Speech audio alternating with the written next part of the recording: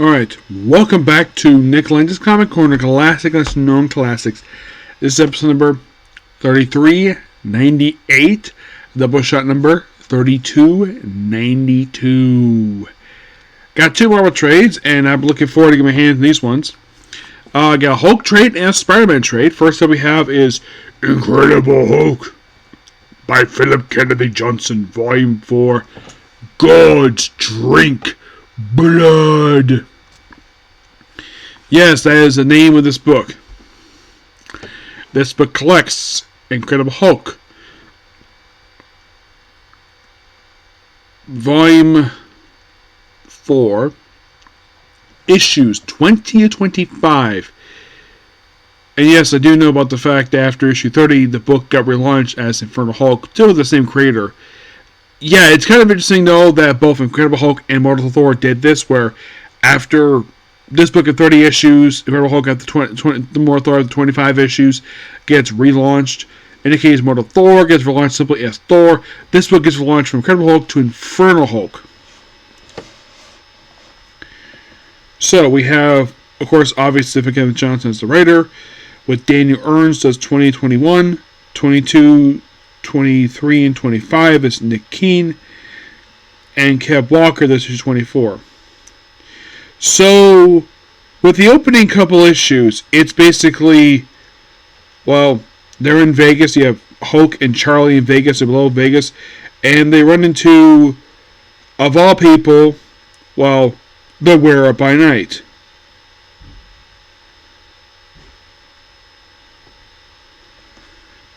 And not just anywhere by night, the one that people do know of, Jack Russell, who transforms into his man-wolf form, which apparently he's got scars now. Yes. Yeah, and also at one point, usually when Peter David had him guest star an issue of X Factor, he was much more beefier. This look here, the way that the artist draws him here, he's more in line the way he was drawn back in the 70s, where still muscular, but not like over-the-top muscular. And the big thing in this one is skinwalkers. Yes. So, Hulk fights a monster. By the way, Hulk himself still got long hair. That's the Philip Kennedy Johnson thing. I'm sure it probably was his idea. I didn't get a chance to ask him about that when I last saw him. But, yeah, Hulk has got long hair.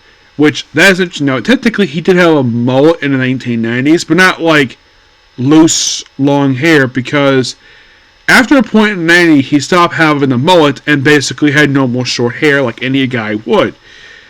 And also, there was a couple points where one point Hulk was bald. There was another point when Gary Duggan wrote him, Hulk had a mohawk. Yep, he had a mohawk. Do not know the reason why they did it for, but that's what they did with dark green stuff. So yeah. So you have Hulk versus a werewolf. Okay. And deal with Jack Russell. It is kind of interesting, though, because the book is going more horror route, and including a character like Wearer by Night kind of makes sense. It would be also weird if Hulk fought Dracula in this book, which Hulk has fought Dracula before. There's actually a mini-series called Hulk vs. Dracula. It was a Fear Itself tie, which I need to review at some point. And then they bring up a previous Hulk book, and it's like Vegas is going to hell. And you're probably thinking, why the heck is Hulk in Vegas? Well, this is Phil Kennedy. I'm guessing at this. This is probably Phil Kennedy Johnson doing a nod to Peter David's run, which that was very like. I would say a good chunk of the run was him set in Vegas. It's like, about the 80s mostly.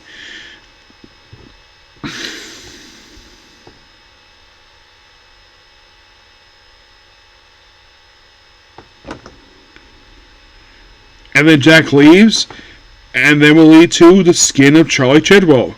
Yep. Yeah, where Charlie proceeds to, well, there's some body horror in the bathroom. Hulk doesn't, of course she hides it from the Hulk. Hulk has no idea what's going on at this point. And then Charlie decides to eat a snake raw. At least try to. And like, you're a monster now.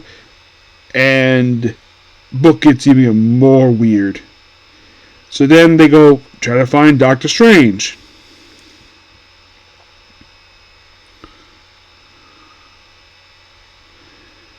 Yep, we see these kids, and then for some, this gets really weird. So then Charlie's belly opens up, and we see another girl come out, and then proceeds to hide the skin in a backpack, walking away like it's basically Amazing Spider-Man 50. Well, actually, it's the variant cover. And then we have a gremlin pick up the skin and think, oh, it's Charlie, and Hulk is like, you're not Charlie. Yeah. So then they proceed to fight. Hulk smashed stuff. Hulk says, take out the skin. None of defy old laws. And then starts stretching, just get the gremlin out. And then the girl puts on Charlie's skin, and then it eats. Then it transforms the creature, eats the thing. Hulk is disgusted by this and just hops away.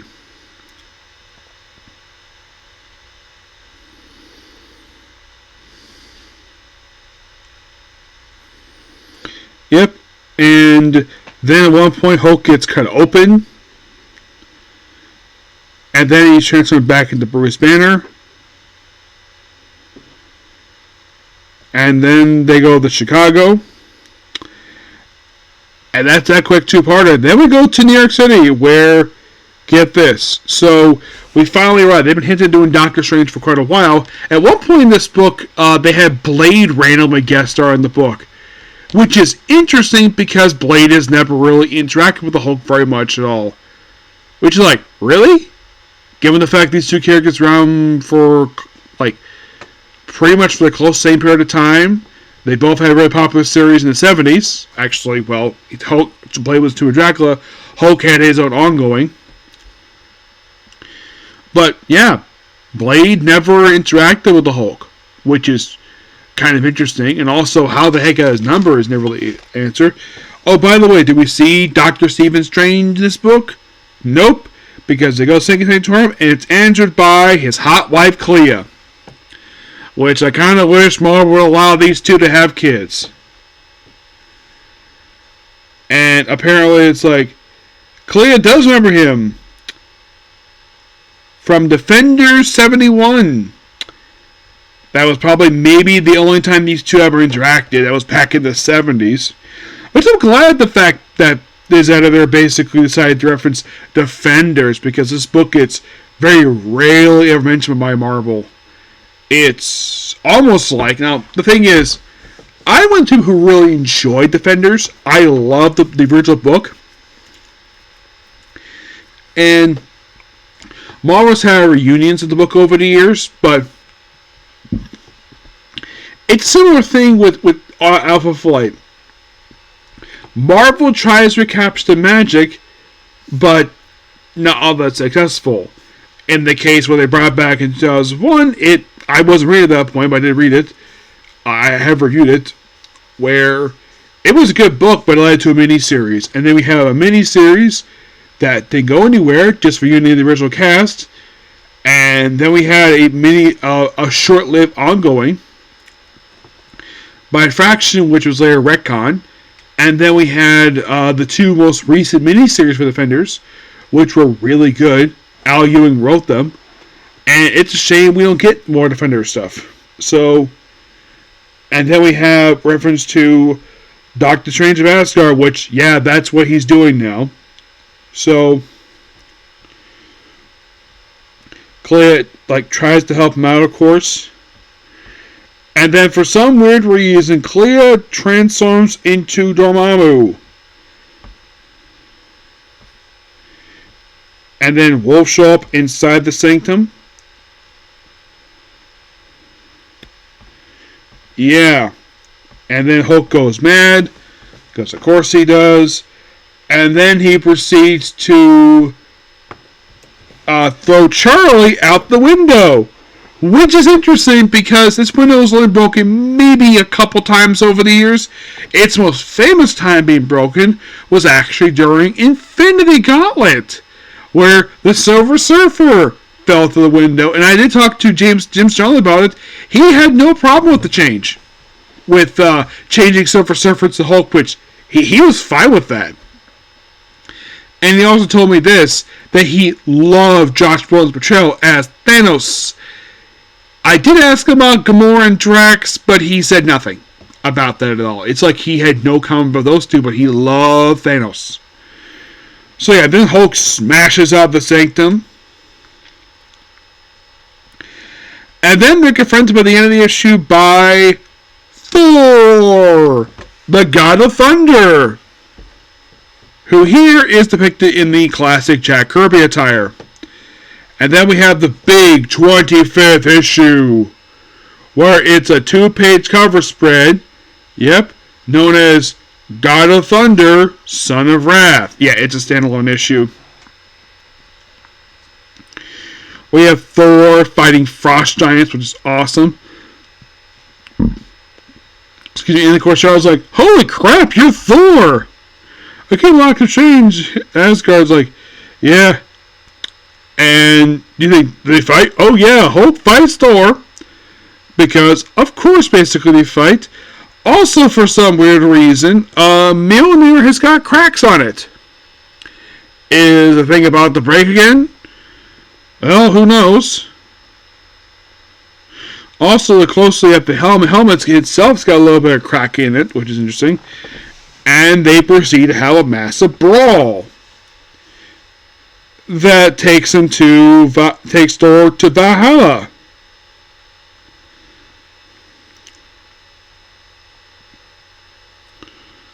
Where he talks to people, it's like, and then he just confronts a creature.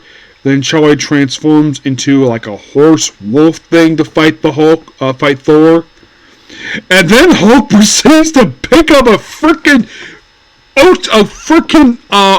oil tanker and throw it right at Thor. You're like, what the heck? And then the Warriors 3 show up with Lady Sif. Because on the Bifrost Bridge. And currently, Sif is the guardian of the Bifrost Bridge because her brother was killed by freaking Bullseye. Yep. Lady Sif, the woman who a lot of time Marvel Comics usually destined to be Thor's ultimate love. Not Jane Foster. Lady Sif. And she'd rather sleep with a horseman. Yeah, she'd rather have feelings for Vader and Bill than Thor. Yes. And then Hulk proceeds to try to go for Mjolnir. And he just throws it. Of course, he flies with it. They brawl, and then Charlie just changes back, gets rid of the wolf thing.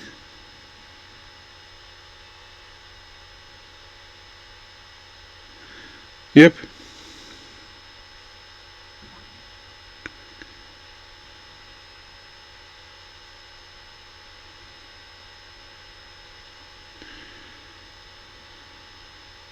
Yeah, come out to her again and we'll see who's worthy.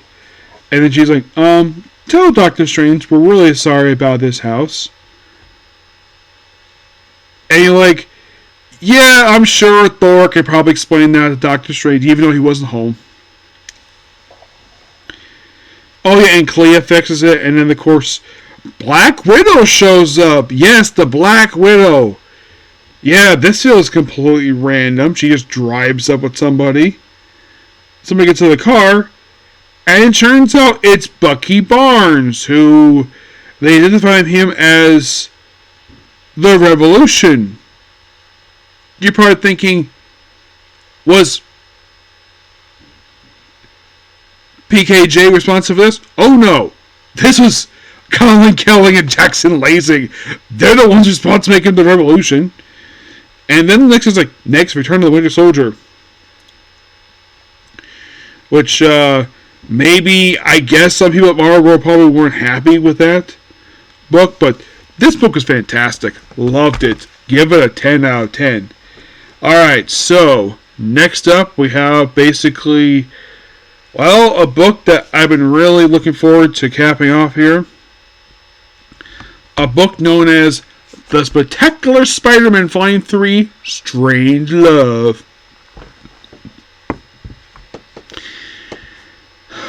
I was kind of surprised this book got canceled after only 15 issues. You probably would think, like, was it low sales? You'd think a title called Spectacular Spider-Man, it would sell pretty well because it features Spider-Man in the title and Miles. You're probably thinking, was it Wiseman? Was he responsible for... Was he to blame for the book not selling very well? I'm thinking it probably was canceled due to low sales, but I'm sure anybody who read this had realized, oh yeah, this is really good. Better than Zeb Wells' Amazing Spider-Man. Yep. Yeah, so... Of course, Greg Reisman on the writing here, with Andreas Lani does pretty much almost all of the issues 11, 14, 15, and Milo, let's see, does 12, 13 with Valrus as issue number 11. And Milo Lesso does pretty much the cover artwork with Edgar Osberg is actually the colorist with 11, 13. 12 is David Bogan, and the final two issues is Mark Bagley. So yeah, so we started with the two Spider-Men shrunken down, dealing with this fairy creature, and, well, basically we also deal with Kirk Connors and seem to be Liz people. Now, you're probably thinking, did Zeb Wells do this? You know, making Billy and Kirk Connors' wife like this? Nope. Was Nick Spencer? Nope. This is not by Dan Slott. Yep. This was a leftover plot thread from Dan Slott. Which, this happened 9 years ago. Yes, seriously. Oh yeah, and apparently Kirk Connors can shift back to being between himself and the Lizard without drinking some formula. At one point, he was stuck as a lizard because the lizard brain was destroyed thanks to a cure that everybody thought, though, that, well, turned him back, but got rid of lizard brain, but kept Kirk Connors in the body, and this was loosely followed up with in Superior Spider-Man, which he was pardoned for his stuff because he helped out, so he was released. So Billy goes out, and of course we have a garbage can, we have more weird fairy people, and then we have the two Electros, Max and Francine, which at one point, they're about to make out, and then Billy sees, like, oh, gross. Yeah.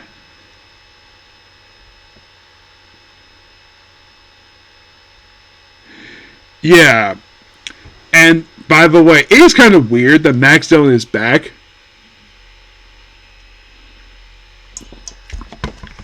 Okay.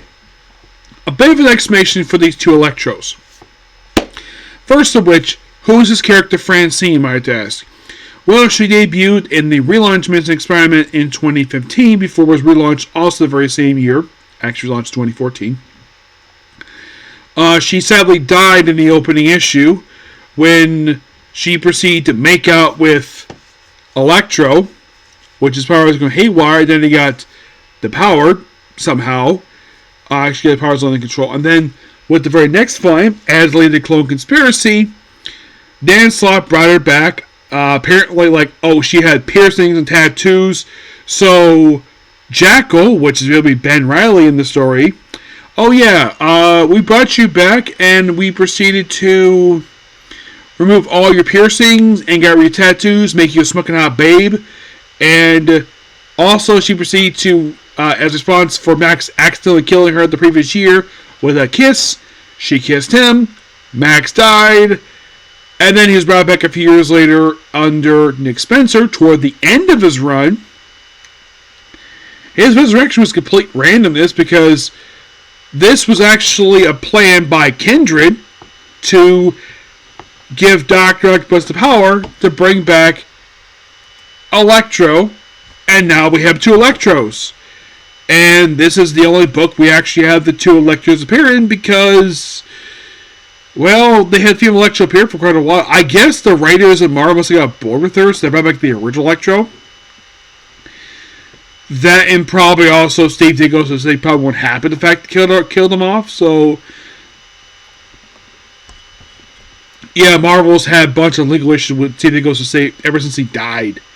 Yeah, there's been a bunch of legal wranglings with him. One of the dumb instances with this particular legal instance was when it had said to kill off Doctor Strange. Though he was brought back a year later because it was always the plan to bring him back. But that was due to a legal issue with Steve Ditko's estate because for some reason they wanted back the rights to Spider-Man and Doctor Strange because he helped create them.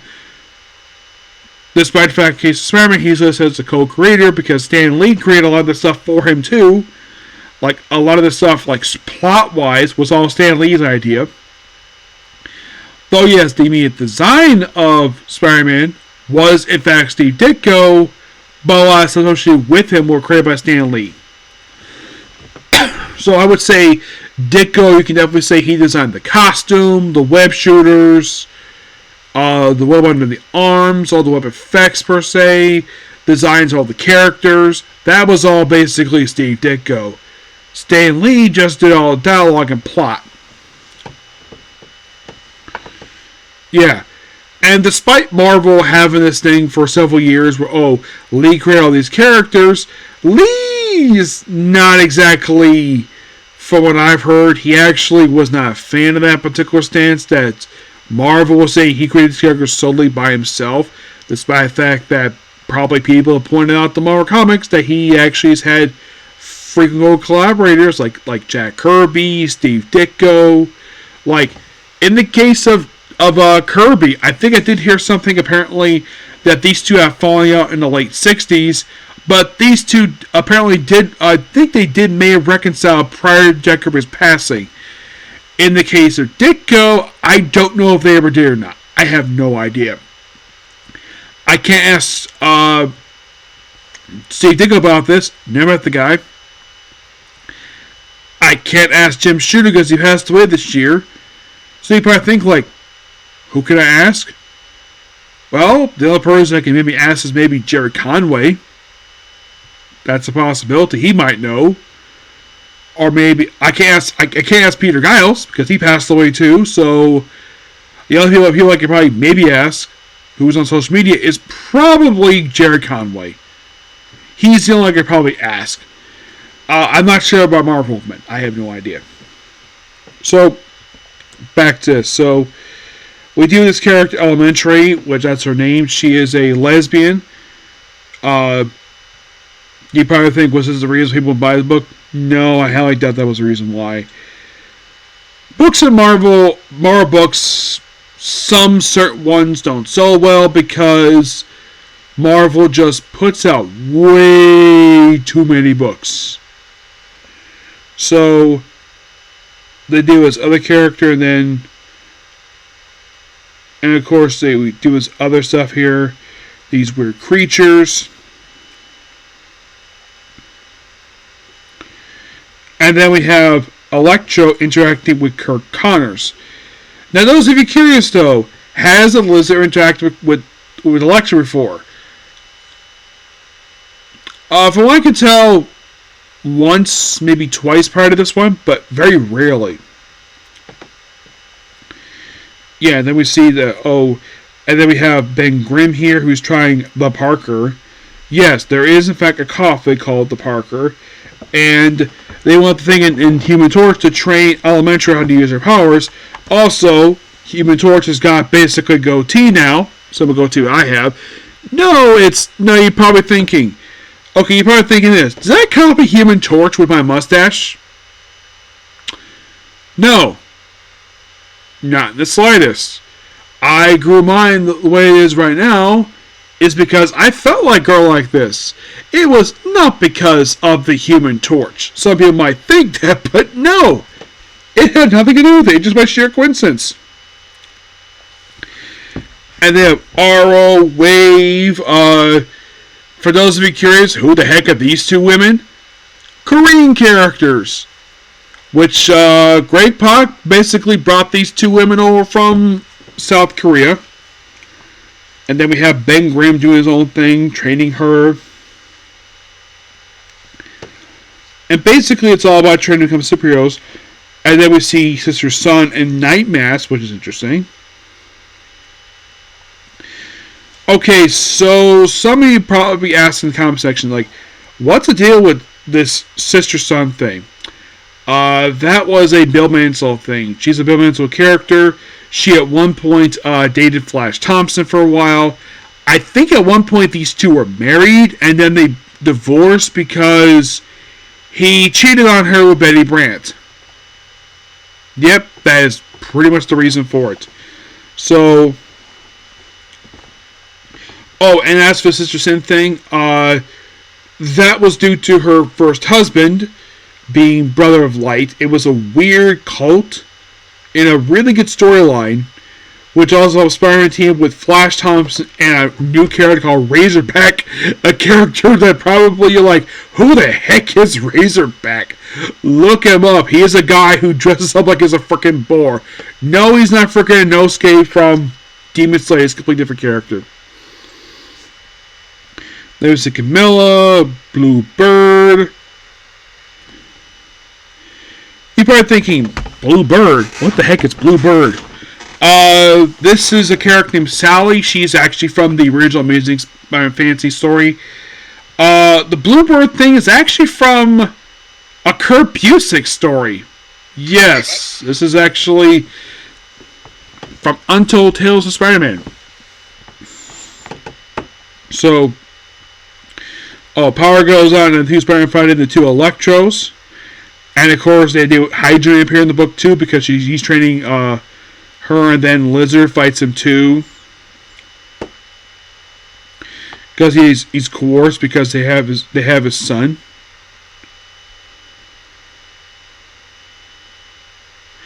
Oh yeah, and also Lizard is biting Electro's arm.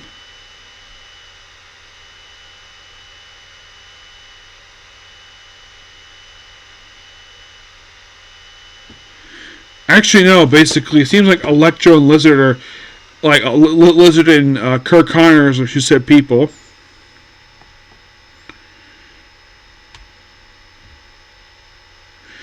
And of course, basically, I'm discovering in the hospital, fighting the Lizard. Yeah, I think this is really cool. And then Shift shows up. Yeah, Shift shows up because of course he does. And of course they get well soon from all these characters. And they run into the Underground people, which are basically Grayson Lee Jones, Miguel Finnis, the Jackals, the Vermin. Yeah, and this is basically that, because Wiseman probably knew the book was ending, so tie as much loose as possible. And then Elmer's girlfriend, he's a robot, and then she gets destroyed, and she wants her girlfriend back. They have cameos here by Silk.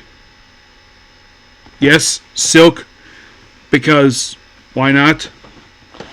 We see Camilla, the Vision, Sterling, who is Miles' girlfriend, Squirrel Girl, fellow Steve Ditko creation, which I don't hear Steve Ditko's estate fighting over rights of this character, but over Spider-Man and Doctor Strange, because these two make money. Not frickin' Squirrel Girl, given the fact she's very popular with people. Yep. So look around, and then we see Keaton Kong do his thing. And then they just go to the port with, of course, Hydra Man. And then we see Miles Warren's in jail. Yeah, he actually killed his brother. Yeah, they confirmed that Professor Warren, the one who was actually the principal from Midtown High, was indeed Miles Warren's brother. It was theorized for years, and this book confirmed it. Yep, but he's dead. And then two lecturers just drive off to wherever. Then we see Arcade and Marvin Flume. That's a tease for something else. And then we have Knife. And then we see the Lizard do his own thing. And of course, everybody's hanging out in the Coffee Bean, drinking the Parker. Because, of course, basically, they would do that. And then the book randomly ends with this place being going to another dimension, and the book just ends. Yeah. The Coffee Bean. A place at one point was actually owned by Harry Osborn's clone. Yep.